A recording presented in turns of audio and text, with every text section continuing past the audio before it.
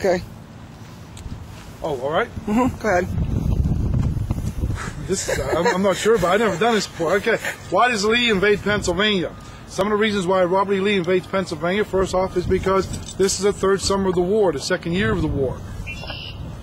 And most of the fighting has been taking place in the state of Virginia.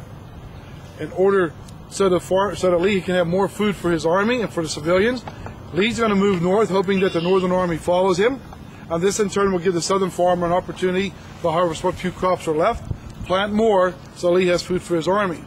Also up here in the north, we have what they call the Peace Democrats. These are the people who are tired of the war and cost of lives and money. By Lee moving north, possibly capturing a major northern city like the city of Harrisburg, capital of Pennsylvania, these Peace Democrats will put so much pressure on Lincoln, Lincoln in turn will give the southern states exactly what they want, which will be peace and independence. We also have two foreign countries watching what's going on, France and England.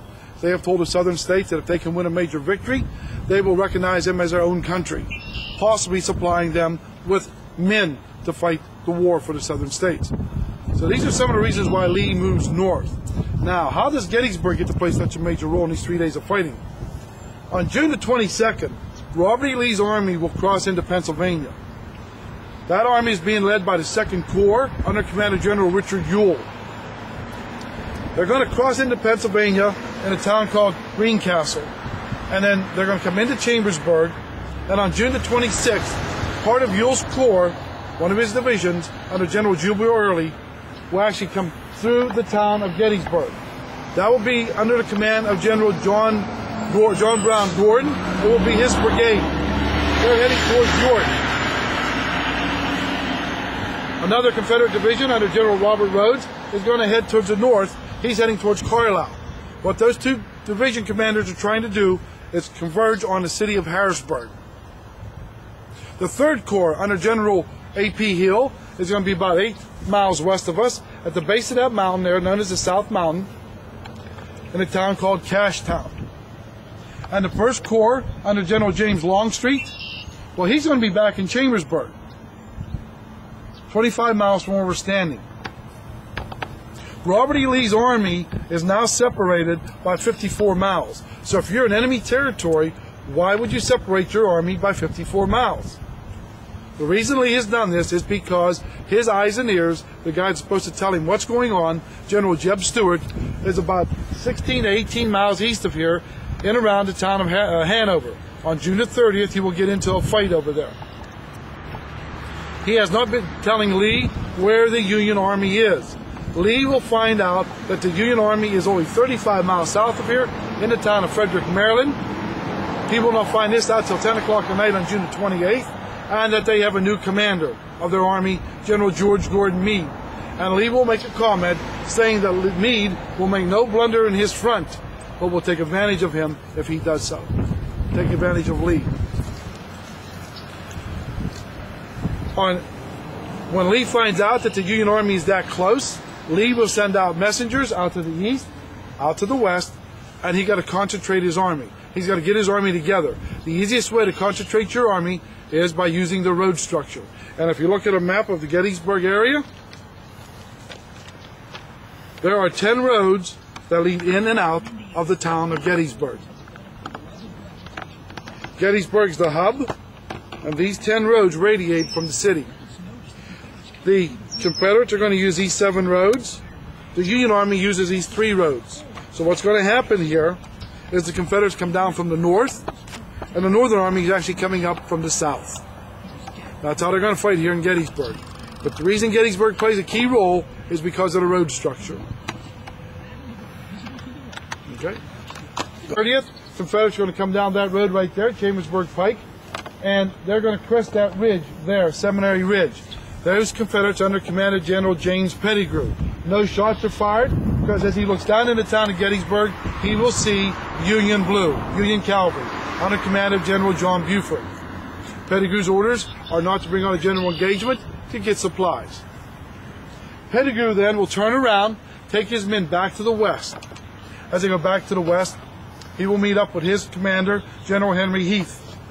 And General Henry Heath then will find out that Pettigrew has seen the enemy. They're in the town of Gettysburg. Heath will now ask General A.P. Hill if he can come into the town of Gettysburg on July the 1st for a reconnaissance in force. And General A.P. Hill will tell him there's no reason in the world why he can't do that.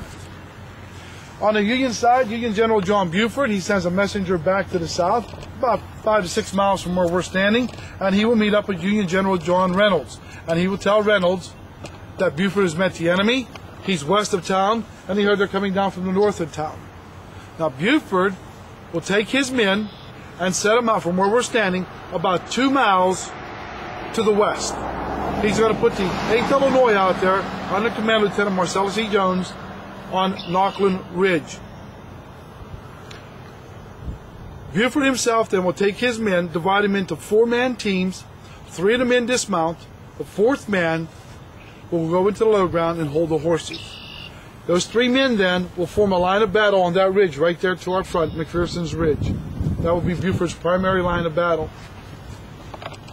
As the Confederates start to attack on the morning of July the 1st, they will push Lieutenant Marcellus Jones, 8th Illinois Cavalry back to Hers Ridge, from Hers Ridge back to West McPherson's Ridge, and by the time the cavalry, Union Cavalry, will leave West McPherson's Ridge, it's 10 o'clock in the morning, and Union General John Fulton Reynolds comes on the field of battle.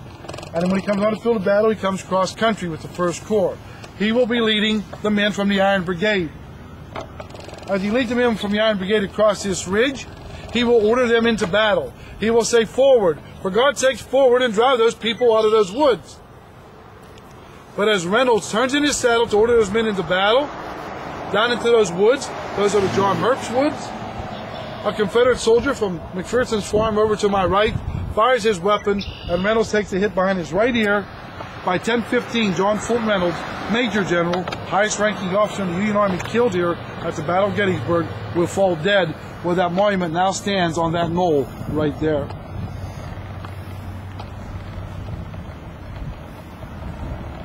The Iron Brigade will push the Confederates all the way back through the woods, across the fields, and down across an area known as Willoughby Run.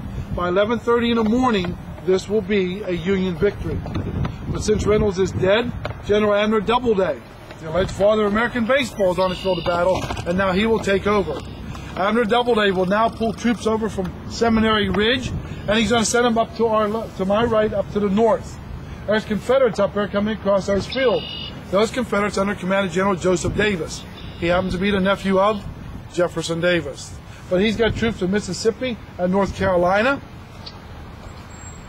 When Doubleday sends the troops up there, that'll be the 6th Wisconsin. They will meet up with the 95th New York and the 84th New York, and they will charge the Confederates, who will now jump down inside the railroad cut up there, thinking it's a great place to fight from. Well, it is for a short period of time. Basically, this is a new form of trench warfare. But then the Union Army will start to move out to the ends of the Confederate lines, get into the railroad cut, fire down the railroad cut into the Confederates. Most of the Confederates on the right side will either be killed or captured. The ones on the left side will be able to escape and go back to the west, back from where they started, about a mile from where we are right now. So there again, by 11:30 in the morning, this is a Union victory. From 11:30 to about 1 o'clock in the afternoon, July the 1st, there's a lull in the fighting. Both armies are bringing more men up and more supplies up. By this time, Union General Oliver Otis Howard will now bring on the 11th Corps. The 11th Corps goes through the town of Gettysburg and heads out to the north. As he takes his men out to the north, he's trying to attach with the right flank of the Union 1st Corps and protect the 1st Corps.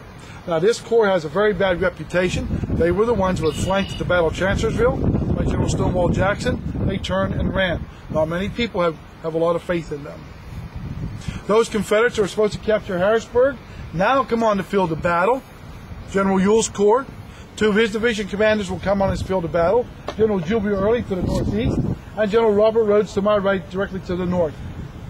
As they come on the field of battle, the 11th Corps is only going to hold on his battlefield till about 3:30 in the afternoon. And then they start to turn and run. The 1st Corps has been out here since 10 o'clock.